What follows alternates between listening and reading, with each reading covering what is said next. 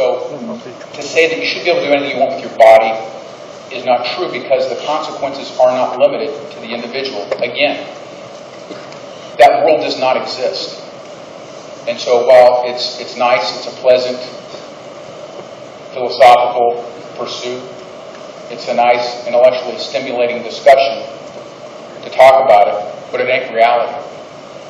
Now, is that to say that within our Federalist Society that there's no need to have people who want to pursue a libertarian philosophy? No, not at all. Some of my best friends are libertarians. That tension is healthy. It reminds conservatives when we go too far.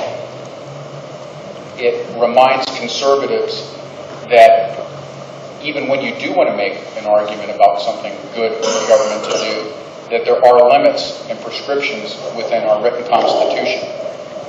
And that is what we deal with. And by going back and referring to those fundamental traditions and principles that our country was founded on, it keeps us in check. It keeps us true to that touchstone of liberty and freedom, which did not then and does not now mean you can toke and smoke with the best of them anything that you want. Thank you.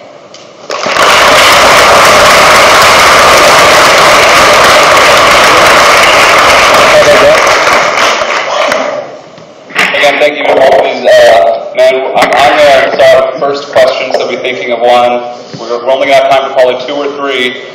The first question that we're going to start out with, though, is it was alluded to, I think, by Mr. Victor a little bit about federalism. And so I would like to ask a more specific question to each of you. Would you feel differently if it was a state or even municipal government passing a law?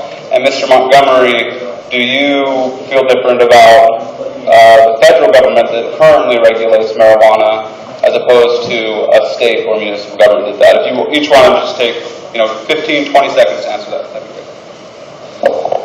For me, the answer is no, because if you don't own yourself, you don't have any rights to do anything, really. That's primary. And what I would do is say, if the states are doing it, it doesn't violate Article 1, Section 8. The feds violate Article 1, Section 8, in my opinion, when they run the drug war. But I think the 9th Amendment means something, and if it means anything at all, it means you have a right to control yourself, your life, your body, your property. Otherwise, I don't know what it's doing there. So I think you have that right. I think it's protected by the Constitution.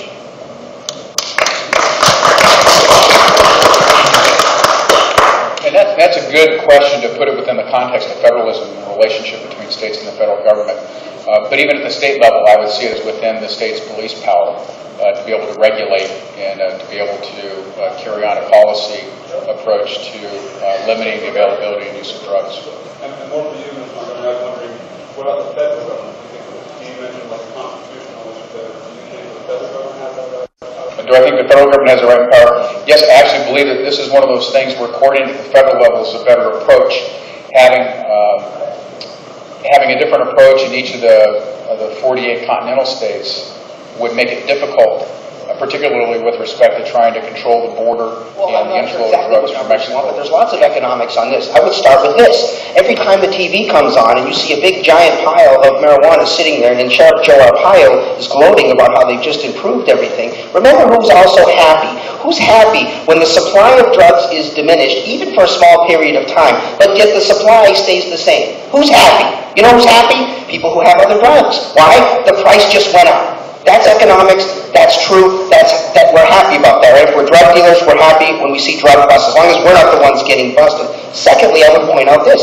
Tobacco use, and I do have stats on this, has been decreasing over the last several years. Why on earth is tobacco in a legal environment decreasing? The answer is because free people have chosen for themselves not to use tobacco. That's the way a free society runs.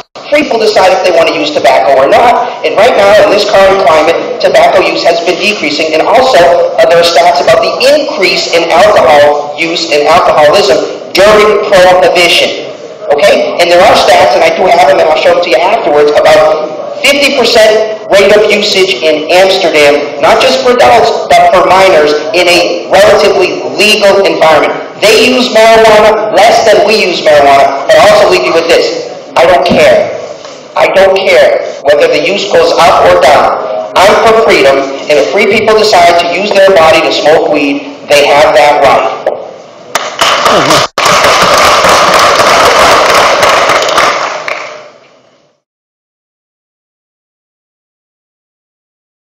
Marijuana can worsen psychotic symptoms in people who have schizophrenia, higher rates of depression, anxiety, suicidal thinking among people who use marijuana when compared to people who don't.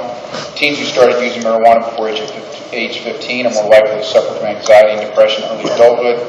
A more recent study shows that smoking marijuana is associated with a 40% increased risk of psychosis. The risk is greater among regular and frequent users.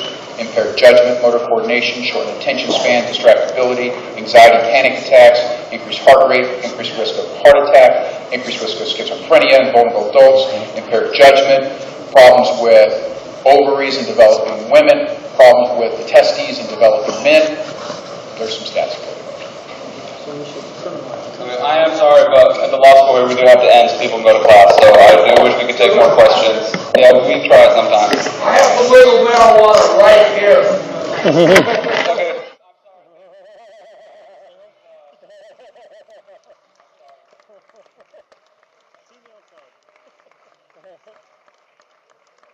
Stop.